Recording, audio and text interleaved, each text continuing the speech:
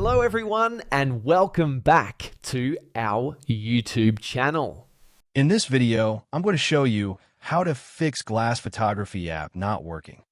First, we'll start with something very simple yet powerful.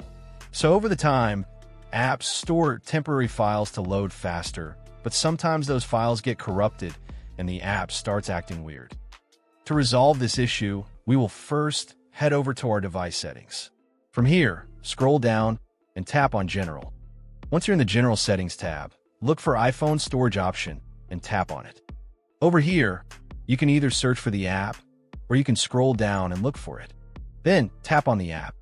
On the next screen, you need to tap on the Offload app option. A confirmation pop-up will come up. Now tap on the Offload app option here. It'll take a bit for processing, and then a reinstall button will show up. Simply tap on it to reinstall the app. This should resolve the issue, but if it doesn't, then you need to check if the app is running an older version.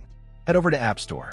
From here, double tap on this search icon in the bottom right corner, and then search for the app. Once the app comes up in the search result, and if you see this update button right next to the app, simply tap on it to make sure you're running the latest version of the app.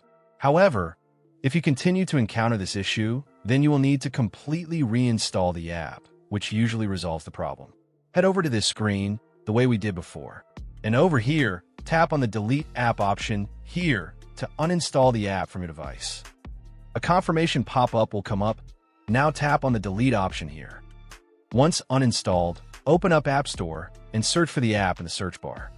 After the app comes up in the search result, simply click on this cloud icon to install it back onto your device. Hopefully, this resolves the issue. If it does, consider sending a super thanks to support our channel. And also don't forget to hit the subscribe button. We'll see you in the next video.